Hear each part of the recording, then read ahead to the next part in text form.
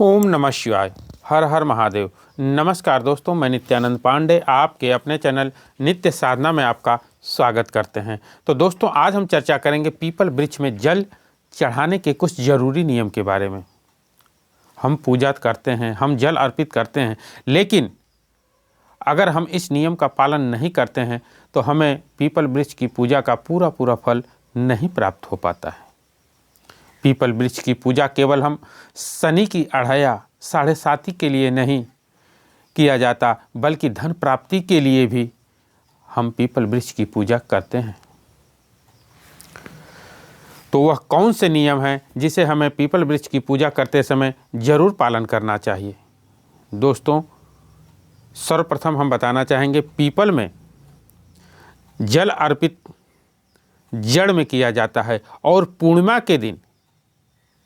के दिन जब हम जल अर्पित करते हैं पीपल वृक्ष में, तो अपने सीने के बराबर से जल अर्पित करना चाहिए। इस बात का विशेष ध्यान देना चाहिए।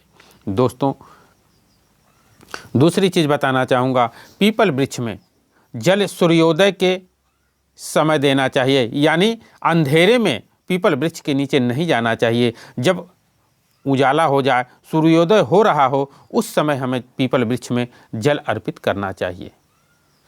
आप जानते भी होंगे, रात में दरिद्रता का वास होता है, इस वजह अंधेरे में हमें जाकर के पीपल पूजा कभी नहीं करनी चाहिए।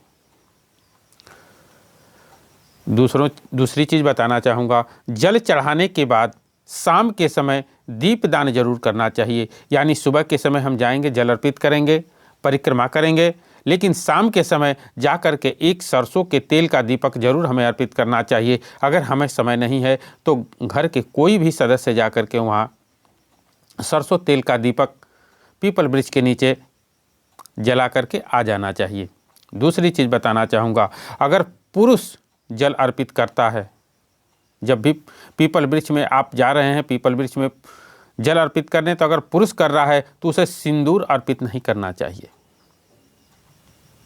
पुरुष को रोली चढ़ाना चाहिए, और महिला अगर आप पीपल वृक्ष की पूजा कर रही हैं तो उन्हें सिंदूर अर्पित करना चाहिए।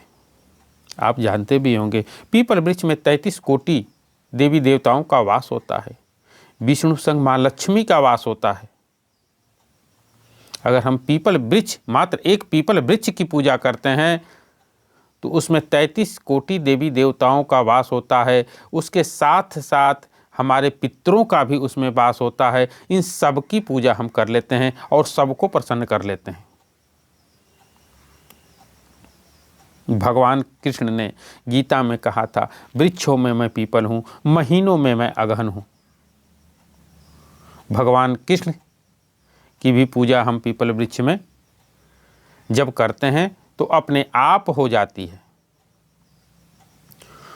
दूसरी चीज बताना चाहूँगा दोस्तों, जो व्यक्ति धन से पीड़ित है, कोई भी पूजा पाठ हम करके हार चुके हैं, तो उस व्यक्ति को शनिवार के दिन पीपल वृक्ष की पूजा करनी चाहिए। जल में कुछ मीठा और काले तिल और चावल के कुछ दाने जो टूटे न हों डाल करके जल अर्पित करना चाहिए और परिक्रमा करना चाहिए। और शाम के समय सरसों तेल का दीपक जरूर अर्पित करना चाहिए। इससे धन संबंधी समस्याएं दूर हो जाएंगी। अगर सुबह आप जाते हैं, जल अर्पित करते हैं, जल अर्पित करने के बाद में 3 परिक्रमा, 5 परिक्रमा, 7 परिक्रमा आप कर सकते हैं, लेकिन कम से कम कोशिश करें कि 7 परिक्रमा हमें जरूर करनी चाहिए। आप सुबह में भी चाहें तो दीपक प्रज्वलित कर सकते हैं, लेकिन शाम को दीपक प्रज्वलित करना विशेष जरूरी होता है, तभी आपकी पूजा पूर्ण मानी जाती है। सुबह जब आप परिक्रमा करें तो जब परिक्रमा करते रहें तो पीपल वृक्ष को प्रणाम करते रहना चाहिए। एक परिक्रमा अगर हम कर लिए तो प्रणाम करें और अपने मन ओम शन्य शनिचराय नमः बोलते रहें। अगर लक्ष्मी प्राप्ति के लिए अगर हम पीपल वृक्ष की पूजा करते हैं तो लक्ष्मी जी का कोई भी मंत्र आपको मन ही मन जपते रहना चाहिए। जो पहले से आप जपते हैं उसी मंत्र को जपना चाहिए, नहीं तो ओम ह्रीम श्रीम नमः इस मंत्र का जाप आप कर सकते हैं। अगर पीपल वृक्ष की परिक्रमा करना संभव न हो, ऐसे जगह पीपल वृक्ष उगते हैं जहाँ कि हम घूम नहीं सकते, परिक्रमा नहीं कर सकते, तो ऐसी जगह पर हम खड़े होकर के अपने स्थान पर ही परिक्रमा कर सकते हैं। दूसरी चीज़, पीपल वृक्ष के पास में अगर किसी भी देवी देवता का मंदिर है तो उसकी पूजा जरूर करनी चाहिए। नहीं तो उस मंदिर का अनादर होता है। पीपल वृक्ष की पूजा करने के साथ साथ भोलेनाथ हों, भगवान शिव की अगर मंदिर हो या हनुमान जी की मंदिर हो, जो भी आपके वहाँ पे मंदिर है उनका भी पूजा करके ही घर वापस आना चाहिए। कहीं भी आपके घर में, छत पर, कहीं भी दीवार में अगर पीपल उग जाते हैं तो उसे नहीं उखाड़ना चाहिए। अगर उखाड़ना बहुत ज़रूरी हो गया है तो उखाड़ने के साथ साथ उस पीपल को ले जाकर के किसी मंदिर में उसे रोपण कर देना चाहिए, नहीं तो किसी जलाशय के पास ले जा करके उसका रोपण कर देना चाहिए, जिससे कि हम पाप से मुक्त हो सकते हैं। दूसरी चीज़ बताना चाहूँगा, किसी भी कामना के लिए अगर आप जल अर्पित करते हैं, जो भी आपकी कामना है, पीपल वृक्ष की अगर हम पूजा करते हैं तो पीपल वृक्ष में के जल में थोड़ा सा गुड़, काला तिल और चावल के दाने डाल करके हमें अर्पित करना चाहिए। शनिवार के लिए के दिन अगर हम अर्पित करते हैं तो लक्ष्मी प्राप्ति के लिए भी कर सकते हैं, या पितृ दोष से मुक्ति के लिए भी यह काम हम कर सकते हैं। सुबह में अगर दीपक जलाना चाहें, फिर से मैं बताना चाहूँगा, तो दीपक प्रज्वलित कर सकते हैं, लेकिन शाम को ज़रूर आपको सरसों तेल का दीपक प्रज्वलित करना चाहिए। दोस्तों, शनि की अढ़ैया 7:30 से अगर परेशान हैं तो जल में थोड़ा सा मीठा चावल और काले तिल डाल करके हम चढ़ा सकते हैं। शाम को दीपक सरसों तेल का जला सकते हैं, लेकिन पूजा करते समय कुछ सरसों तेल का, अगर बहुत ज़्यादा हमारे ऊपर परेशानी है, हम परेशान हो गए हैं, तो सरसों तेल का दीपक तो प्रज्वलित करेंगे, उसके साथ साथ ही कुछ सरसों तेल जड़ में हमें जरूर अर्पित करना चाहिए। इससे शनिदेव प्रसन्न होते हैं। शास्त्रों में इसका वर्णन है, हमारे शास्त्र में इसका वर्णन है कि लंका से शनिदेव को हनुमान जी ने मुक्त कराया था। हमारे शास्त्र में इसका वर्णन है, शनिदेव को हनुमान जी ने मुक्त कराया था। उनके शरीर पर बहुत सी चोटें लगी थी, तब हनुमान जी ने उनके शरीर पर सरसों तेल का लेपन किया था।